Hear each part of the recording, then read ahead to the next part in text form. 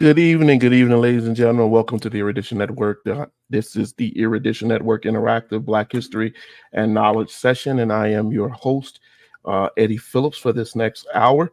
We do this session to go over and talk about history, predominantly Black history, and share with you knowledge and information that may not generally be known to everyone. On every Thursday, God willing, and I am very happy to be with you all here tonight as we get ready to discuss some history and whatever is of interest to those of you who will be joining us. Erudition is a knowledge-based network. We have multiple different programs that we try to offer to grow the knowledge and understanding of our audience. And so I encourage you to go out and share this broadcast with those who you know are knowledge seekers, or people who want to know factual history. One of the things about this program that I do every Thursday is I put a lot of effort and emphasis into making sure that we share with you valid history, real history, not something that is salacious and not something that is made up in order to entice people to join the program. We see a lot of that on social media of all types, where people put out information that is not actually factual, but it is done in a way to drive you to support a channel or to watch a program. And in that, you are imbibing in bad information. And sometimes many of us then regurgitate or put out bad information to the world because we just simply haven't been shown or given vetted information. And so I try very hard every week that I'm blessed to be on with you all to make sure that we are sharing accurate information, because I truly believe that that is what we should be doing. And you know, if I were to be even more clear with you, here is a problem that we face, and many people who claim to be folks who love history seem to have lost the understanding of. When we do that, when we share bad history, we give the ability of historians out here to say, well, if they're sharing this history that they know is wrong, then how can we say anything that they have shared is wrong, is right? And so it puts us in a bad place in sharing our history and sharing our information. And we do not want to do that. Ladies and gentlemen, before we get into this, I'm going to also state to you, you know, there are not many historians. I'm going to get on my box here for a moment. There are not many historians who come on every week. I have try to follow those who do go out and try to teach, but there are very few who come on every week and give you venerated factual history. There are very few who do an interactive program that opens them up to the world to talk to you about the whole gamut of history. And that is an important thing to understand when you watch this program, and why it is so important that support that you give us is so appreciated. As we see numbers decrease, and I'm going to say this, I know that around this time of the year, I always see numbers decrease because we're up against football, right? I come on at about 5. Folks are getting ready to get home and they want to sit down. They want to watch Thursday night football. And I'm absolutely understanding of that. But at the same time, I ask you that if you can't watch it live, if you cannot participate in the live program, please share. There's nothing, it costs you nothing to share this program. And try to watch the replays of it on YouTube and on Facebook so that you can still learn from what it is that we put out. And if you can do that, I would be extremely happy, because then I would know that you are still gaining information from what we do. There were a couple of questions that were sent to me, and we always try to start this program off, oh, excuse me, with questions that people have asked, people have put out, and I want to make sure that we do that here tonight. Excuse me one moment, I'm trying to clear up an error on my screen, but I want to make sure that we do that always, and open up to your questions, but also answer the questions that we get in from viewers throughout the week, or whenever um, or whenever I'm not on, because having those viewers and having people interact with us is appreciated by me. Um, and I want to make sure that we give you time. All right, let me do this. Okay. All right. So one of the questions that was presented to me, um, I got a question from one of our viewers, and they had sent a post to me about Amelia Bassano. Now, if you don't know who Amelia Bassano is, she was um, a poet, a writer during around the time of the Elizabethan age, um, and there is a reoccurrent myth, historical myth, and misinformation that has been put out repeatedly about Amelia Bassano, that she was also known as Amelia Lanier, um, that she wrote Shakespeare's plays, and that she wrote Shakespeare's sonnets, and that the work of Shakespeare is not actually his. Um, it is Amelia Bassano. Well, this is incorrect. This is false. But it is important that we understand why this happened, and why people continue to bring up this falsity.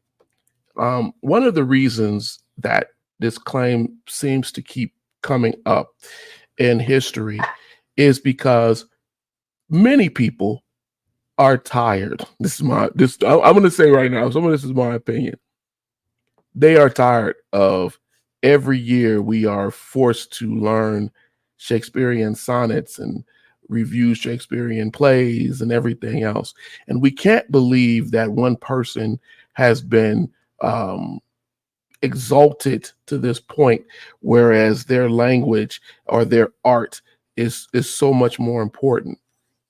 And so there are many theories that folks wrote the works of Shakespeare, and that not he alone, wrote it. But this one about this black writer um, is also a way of justifying the. It started with the idea of trying to justify um, the importance of Amelia Bassano, because she was a published author, and at a time when there were very few, if any, um, authors of color who were elevated to that point. Historians argue if she was actually black. That is pointless to me, because we know that she was of Moroccan and of African and Middle Eastern um, ancestry. So during the time, she would have been considered a Moor, right?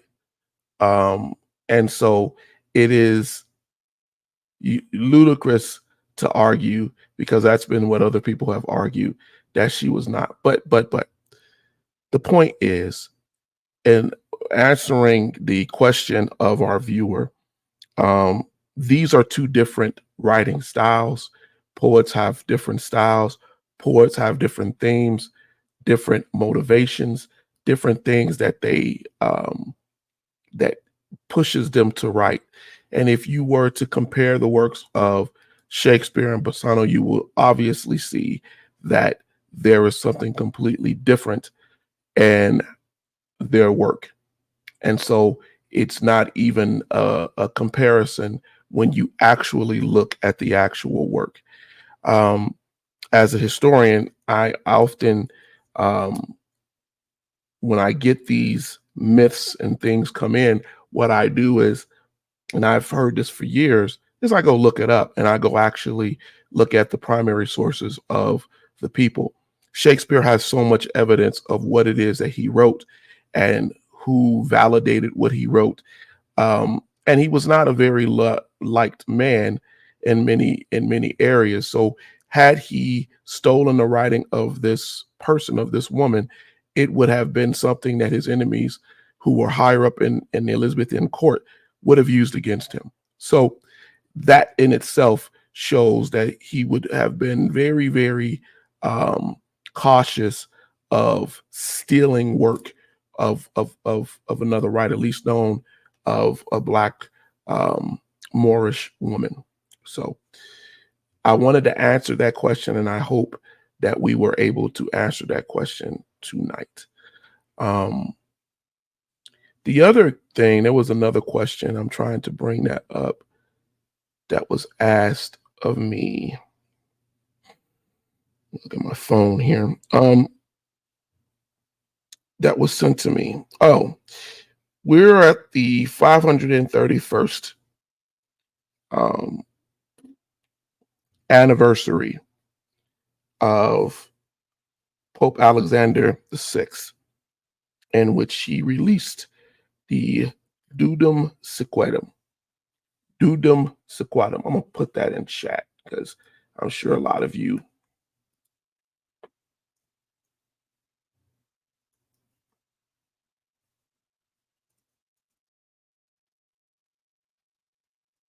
All right.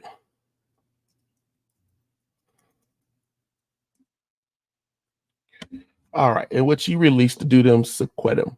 The Dudum Sequatum was actually another papal bull that was used in addition to Inter Caetera. And you may have heard me talk about Inter Caetera many times, because it is one of the primary the papal bulls and doctrines that was used um, for to the age of discovery, and for the to establish before the Treaty of Tordesillas. In other words, it is what allowed um, Spain and Portugal to have the Kingdom of Castile, right? It had the Kingdom of Castile and the Portuguese kingdoms to split what we now know as the New World. And so when you look at that particular papal bull, it is important to understand that what the Intercaterra was. But at the same time, the Didum Seclorum is also important because it was basically a extension of that. It basically was an early version of Manifest Destiny. It's saying that anything that you find in the mainlands and islands and the rivers and everything, you have the right to acquire under the name of God. And so we got a question in about that, and I wanted to make sure we understood what the differences were. The Intercaterra allowed them to split what is known as that line, right, of what the Portuguese could have and what the Spanish could have claim to in the New World. But this later papal bull allowed for people to basically go in and take and have claim to by God anything and everything that they found in the areas that they were given. So it gave them a religious stamp of approval, so to speak, on what it is that they could do and what it is that they could take. And so knowing both of those papal bulls for African Americans is important because this was the beginning of what later would develop into the slave trade. Before, during this time, the indigenous people, Tano and different others, they were used as slaves, and gold was stolen. And over time, this altered into what is known as, African American or American slavery, where they would take the Africans and they would transfer them down to South America. Many of them went to South America more than they came to the Americas, and then further processed them into the Americas. So it is important that we know the early establishments of that were dictated by the church, right? So I wanted to make sure that I always try to make sure that we cover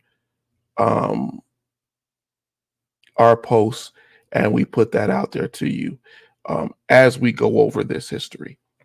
And so hopefully whenever you all watch this program, you will share this and grow from this and take this information and go study it for yourself. Go study it for yourself. I think that was one of the last questions that we received over the last week or so that I was not on. I'm trying to look through yes, I think that was it. Well, given that we don't have much of an audience tonight, I'm going to take this opportunity to kind of go in whatever which way that I'm led to go to cover some of our history here and to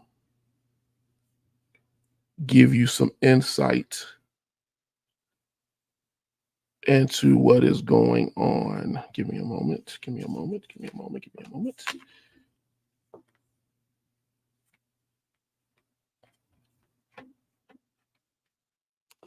All right. There was something I wanted to talk about. So the world right now seems to be kind of a mess. We are in, we got one person that I see is on here for right now. Because we have this one person to ask question, if you want to ask a question drop a question into the chat. Anything having to do with history or whatever the question that you may have on history, we are here to answer that as we go forward with tonight's program. Please feel free to do that.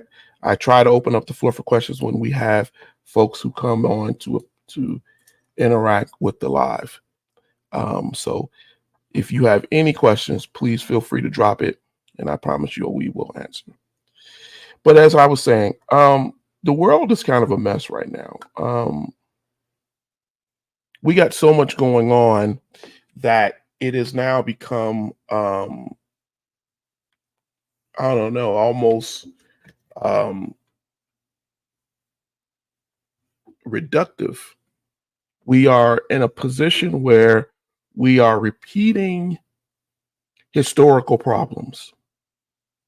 And because many of us don't know that these problems have existed for a while, we don't realize that they're just repeats. There's nothing new to them, I should say. We're having problems in the Middle East again. We're having issues where we have nations fighting against each other. We have old adversaries redigging in, trying to find some way to take over different areas of the world. And I don't know if we understand how new many things really are. When you consider that NATO was only established, the NATO treaty was only established, right, in 1949. And we consider that to be a very long way off, and it really is not. It really is not. We are in a precarious situation here where governments and sovereign governments all over the world are basically falling back into where they were in many ways before World War II. We have people out here now screaming again, "Deus devoid." God wills it. Right?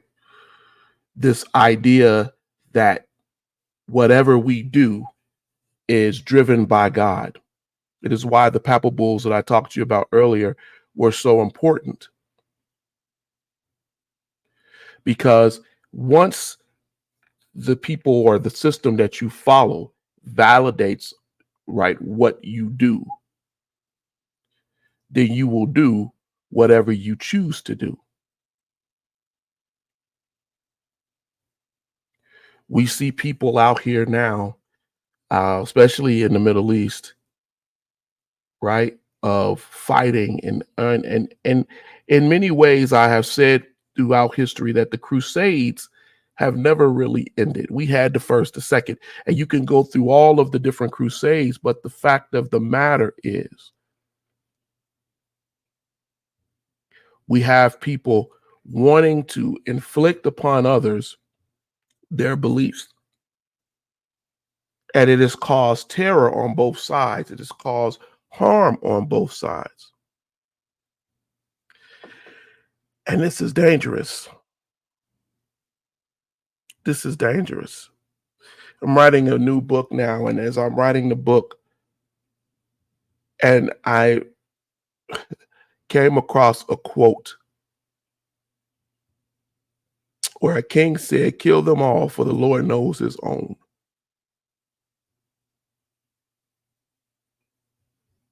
And people believe this. They don't follow the commandment, "Thou shalt not kill." They say unto themselves that we're going to kill in order for us to have whatever it is that we want. I saw a presidential candidate sit up here and say that because he had There had been 2 assassination attempts against him, that if he was president, he would tell a country to stop or he will blow them off the face of the earth. We are in a troubled time. And history is something that we should know, but many of us do not prioritize. We don't see the importance of it. I realize that I don't always come on and talk about hot topics.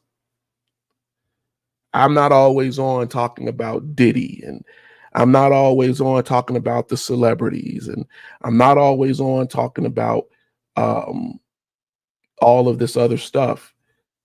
I usually come on. Hey, good to see you, brother. Thank you, my brother. That's my brother-in-law. I come on to talk to you about history. And I try to give you this history so that you have a reflection. And some people say that it's not important to have, right? That why should we have it?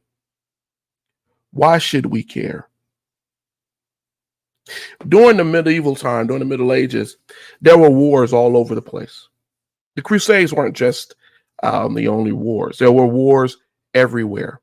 We had different tribes coming down. We had the white Mongols. We had different individuals. We had the Vikings. We had people warring against what was established because they felt that they had been left out. They felt that what they were seeing was not of the God or the belief that they had, and so they warred with each other. And we're seeing that again now. We're seeing that again now. And many of us may not remember the history that we got from school. And that's fine. It's absolutely okay. But here's the thing. As you get older and you realize that certain things you should know, right, you should be aware of, do you make yourself aware of it for your own benefit, for your own understanding? We are seeing a regression, right? We had all of these governments, we see it now, all of our different governments. They had a lot of governments too. But the fact of the matter is, where are we right now as we interact with each other? We refer to the Middle Ages as the Dark Ages because that was a time that there was at the fall of the Roman Empire, right? That was a time in which what they call to be the intellectual, the world, not counting Africa, fell into darkness, fell into lack of understanding of culture, scientific advancement, everything. But the truth is, right, is that the African, again, saved humanity. The truth is that when Europe fell into despair because of all of the invading hordes and forces that were invading Europe, it was the African who came in and taught these kingdoms. It was the African who brought in written language and showed them how to build. It was the African who brought in ancient papers and ancient understanding so that they could rebuild in Europe. But if you look at history will tell you that things like the Renaissance and things like that came about as people tried to go back and reclaim Roman and Greek understanding, and they leave out that African part, which informed the Roman and the Greek. When we look at the wars that were waged during those times of the Dark Ages, we start to understand that the reason that people were cut off was because of the constant war fighting, anger, because of the systems that they had in place. The feudal system in itself is a foolish system to have, but it is something that man wanted, right? The English feudal system had a pyramid of power. You see it in your movies. You had the king at the top. You had the nobles and the lords, right? They own land, they own different things, protection and everything. They were given land and given fiefs or property. They still have it now, if you look at England, to basically lord over under the protection and guidance of the king. They had knights and vassals, right? People who represented them militarily and protected them. And then at the bottom down there were your farmers, your peasants, your serfs. Depending on what you knew, you were a little bit more of a little higher in the pyramid. But if the king doesn't know anything,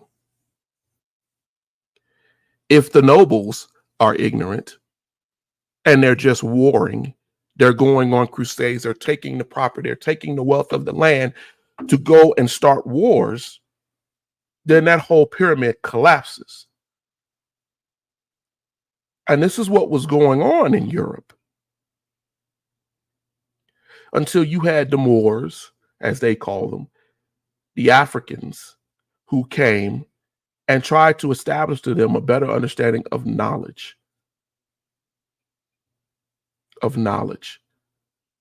Even in the way they built their castles, you will see the change after the Moors came and how all of that happened. A better way of defending what it is that you had, but also in a better way of protecting the people. If you were to go to England and look at, I think the only one you could probably really say, you could go to Scotland, and there are multiple castles. But if you wanted to go to England and look at the Tower of London, and it will show you how the medieval middle-aged understanding of protection was.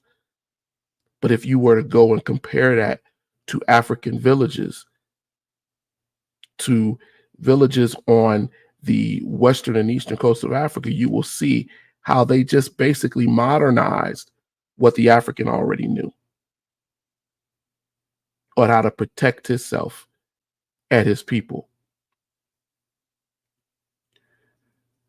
What am I saying? I'm saying that we are finding ourselves falling back into this reductive, cyclical, historical understanding. And I don't know what to do when people don't want to learn history. I don't know how to make it more exciting than to make it interactive for you.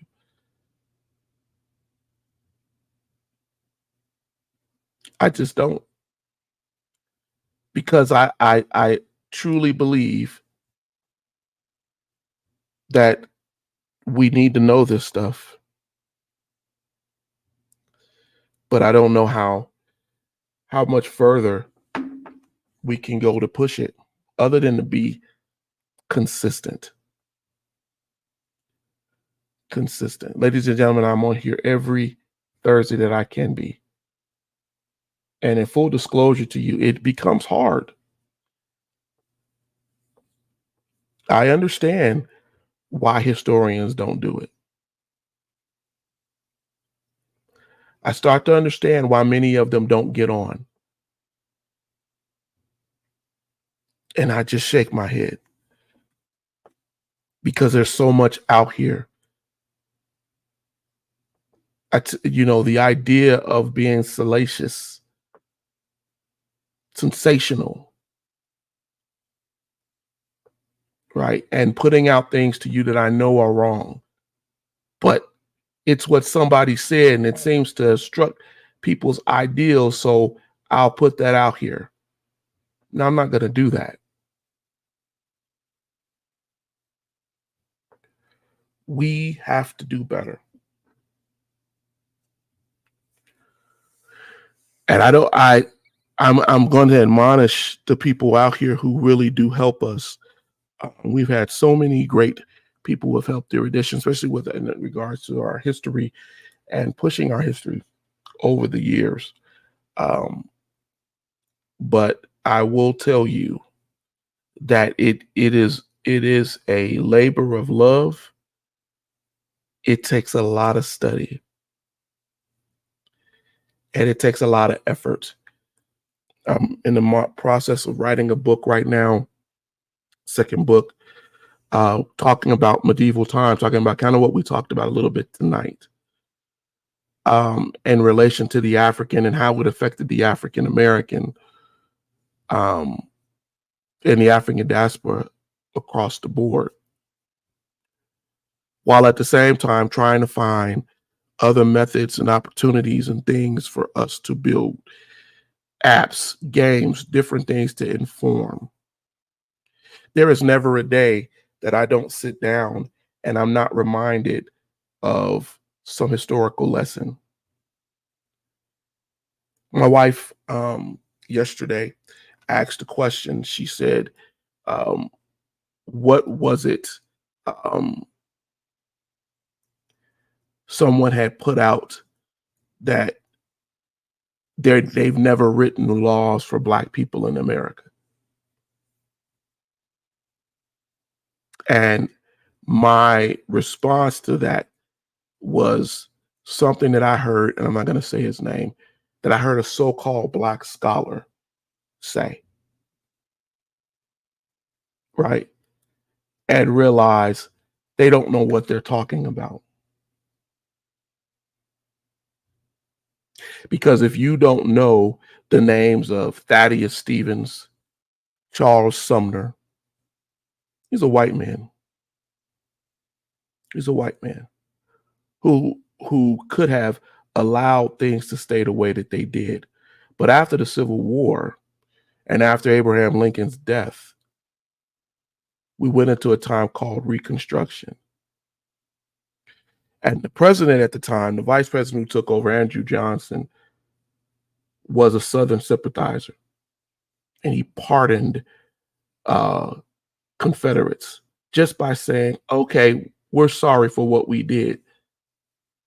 And he allowed them for a time during his presidency to start the institution of what we knew became Black Code laws, particularly put down to hurt slaves, former slaves. They kidnapped the young.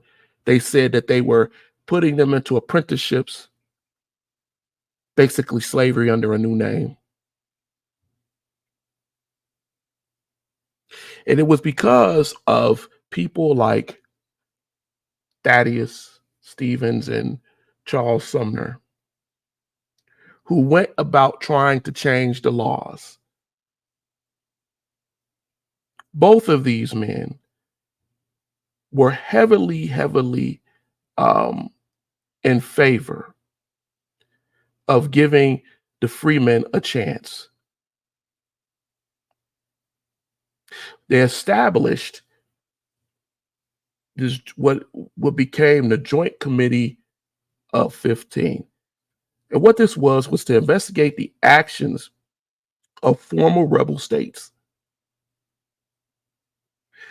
These two white men put everything on the line to sway the public and allow the passing of the first 1866 Civil Rights Act. That's a law that gave the federal citizenship to former slaves and freed them from apprenticeships and Black codes. But people are saying they wrote no laws, right? And then later, in June 1866, the 14th Amendment was passed. They gave Black men a right to vote.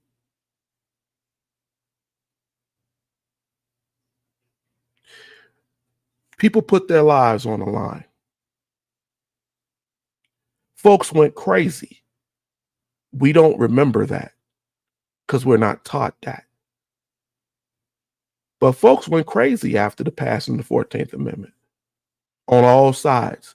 Former abolitionists, females, mad that the black man got the vote and they didn't.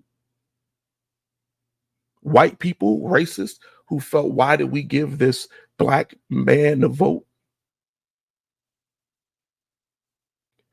But almost 500,000 newly empowered black men, estimated to be 480,000 black men, voted in Ulysses S. Grant to replace Andrew Johnson, who was pathetic. And Grant's opponent lost by 300,000 votes. So it was the blacks who allowed Grant to become president. And in return, he enacted laws to send the military down to kill the first Klan.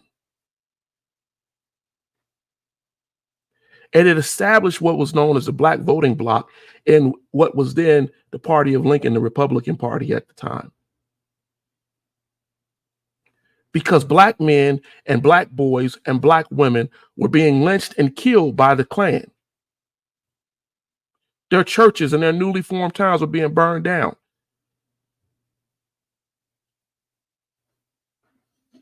This was why Grant signed the Reconstruction Act. And he put the southern states into districts. That's another law that was written specifically to protect black people. They were under martial law, and they stayed that way until the compromise, and Rutherford B. Hayes was elected president years later with the understanding to remove federal troops from the South. But let us not forget people like Thaddeus Stevens and Charles Sumner, who stood up even after Lincoln had been killed to say, no, we will make sure that this is a place, right, where, as Thaddeus Stevens said, where all God's children are equal. He requested to be buried in what was then a segregated black cemetery. Go read about these men. Go learn your history before you tell people, as my wife said, someone said, that there's no black laws. There's no laws written to protect black people. Because that's not true. That's not true. Know who these people are. Know your history. That's all. I say this every week. I say this all the time.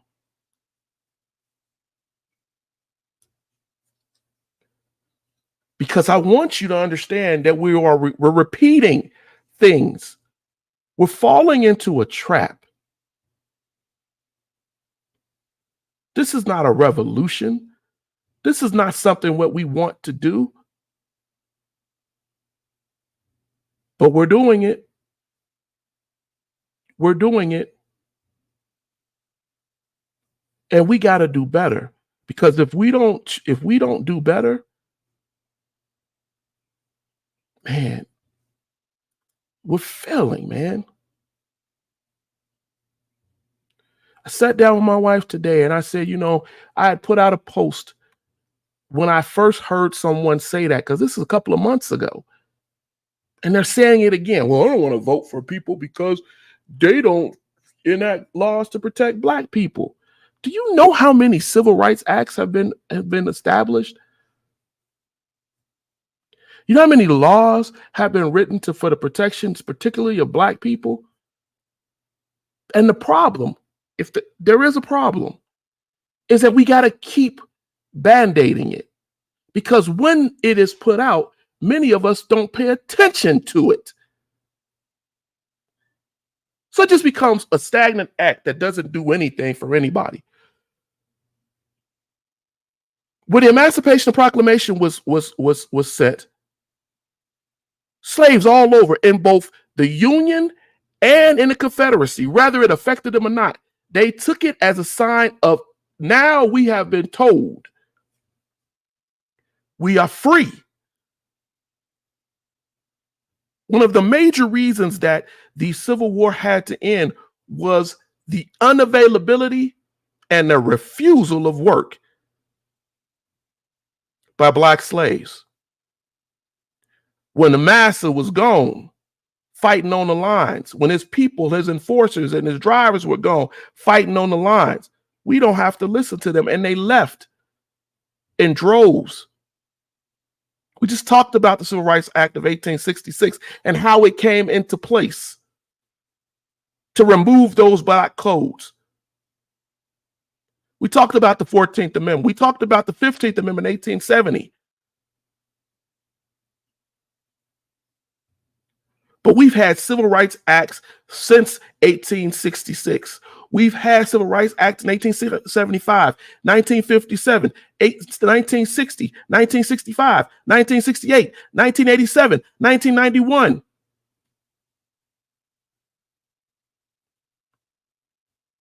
Because the establishment, the people in office, some Black, just like me, and some not, are trying. And we don't need pseudo historians, liars, to go out and tell people things that it's not true. Fair Housing Act of 1968 was written for Black people, but it helped everyone in the country. Let's get to modern time. What about the Fair Sentencing Act of 2010? That was put into place to stop this unfair sentencing. But if we don't pay attention to it, if we don't use it in our laws, use it as a rule of law, the Crown Act, for you brothers who got dreads and brothers who's wearing your hair, sisters who's wearing your hair is different, and they were telling you couldn't work in these jobs. And you had senators like Kamala Harris who had to go and push that through in modern time.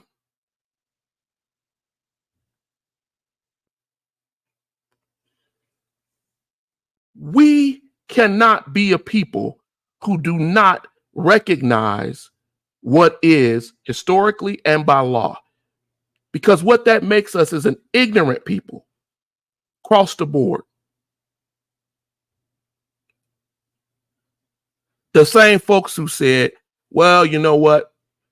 I'm not going to celebrate the 4th of July, but then also said they weren't going to celebrate Juneteenth. I said, we don't have to celebrate Juneteenth, but we should commemorate it as a time in which people were freed who didn't know they were free.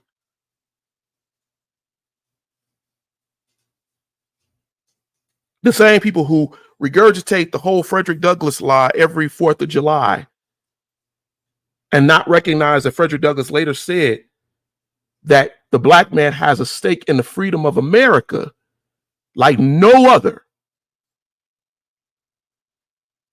He fought in every war before even the establishment of this country.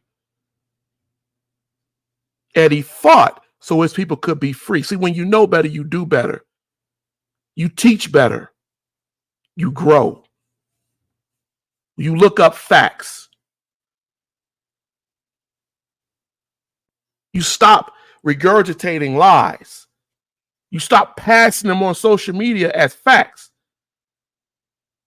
with no citation, with no veneration, nothing, just something that someone said and I liked what they said. It made me feel good. It made me feel like I could point my finger at this person, and I still don't really understand the factual nature of what was said. I never go back to go look it up. Right? I never go try to understand. Earlier tonight, when I first started the program, I talked about Amelia Bassano. It makes you feel good to think that, well, Shakespeare didn't write all of his stuff. This Black woman did it. Until you look at her work and his and understand her work is fabulous. It's amazing. She was writing about the importance of women during the Elizabethan age, where there was a queen who refused to take a king. She was writing about the power of women. Her writing is consistently different from Shakespeare's.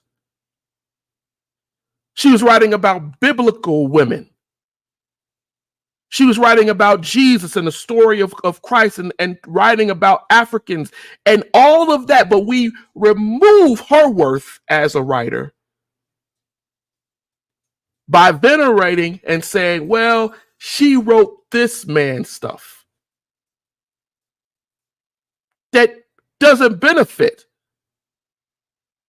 the Moor, the African, doesn't show the intelligence and the wisdom that came from those areas.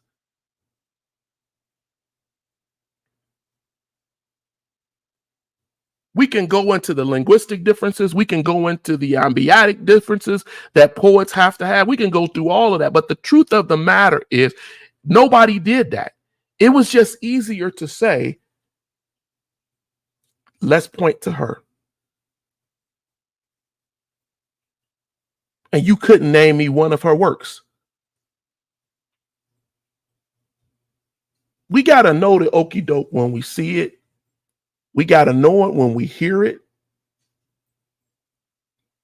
I've said this many times on this programs, there is always a reason for pseudo history. It serves to dissuade you, and it serves as propaganda. Because once I get you to share it, once I get you to put it out there as a fact, someone will always believe it to be a fact. That's just a fact. That's just the truth. No one wants to go do the hard work of history. No one wants to go do the research.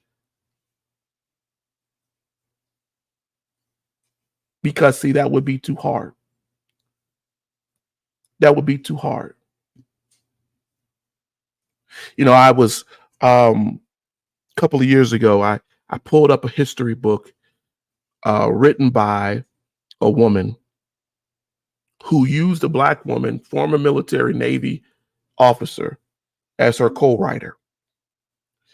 And this woman wrote this history book, and it's done with a very conservative, racist slant. And when I was going through it, I was like, wow, this is horrible. This book, they're revision in history. They're giving theory, not fact. What is this? So what I decided to do was to go delve deeper, find out who she was, why she wrote it. And when I realized that she was a part of a conservative think tank, and that she had been angry with the idea of having school books written that wrote slavery as slavery was, I understood immediately why she was doing what she did. Because the revisionism was not just to teach a generation of kids who used this history book a false history,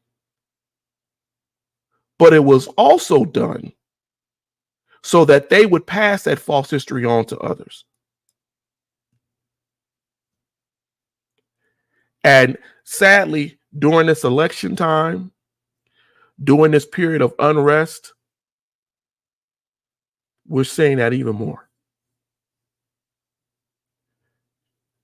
People are putting out things that make no sense.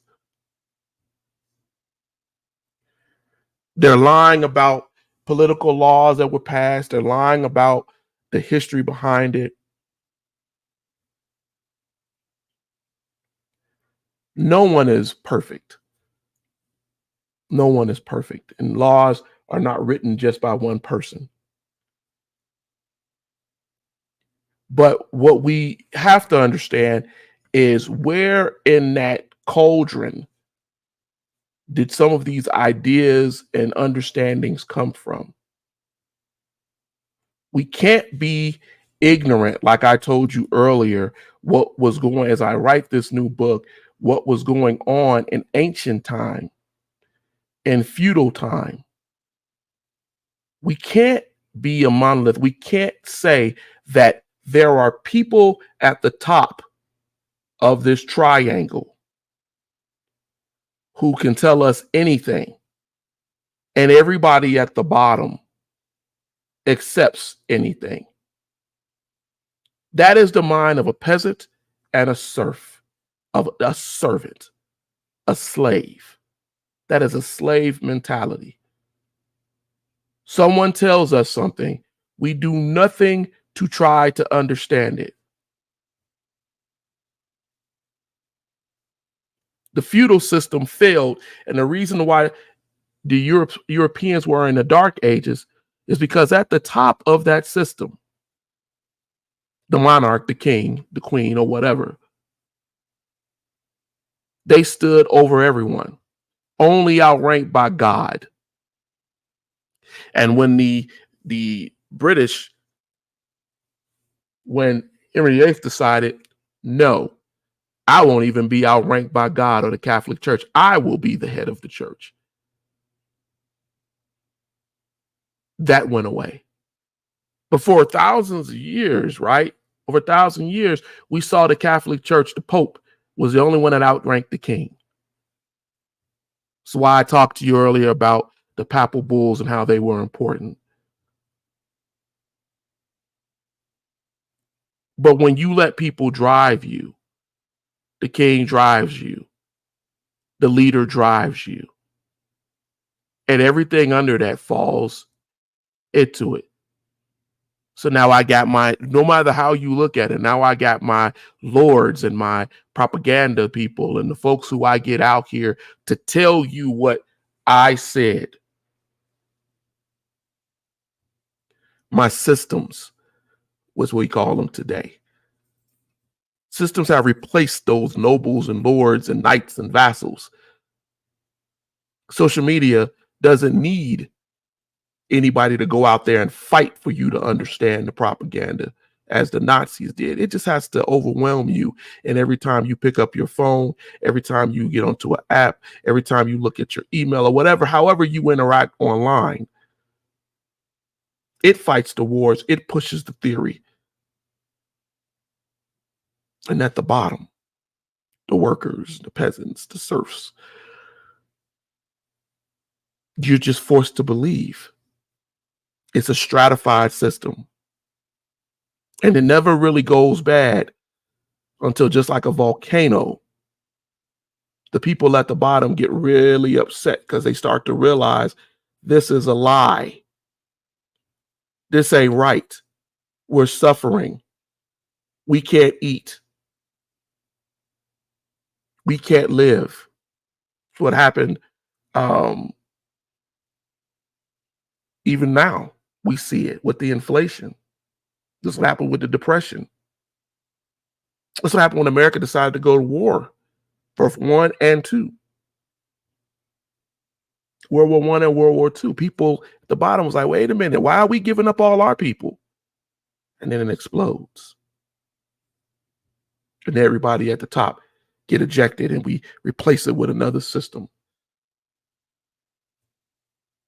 This is what we are living in.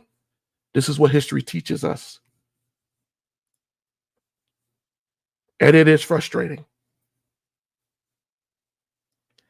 It is frustrating because I don't know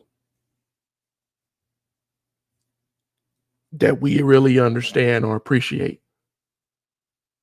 the value. Ladies and gentlemen, it's been my hour.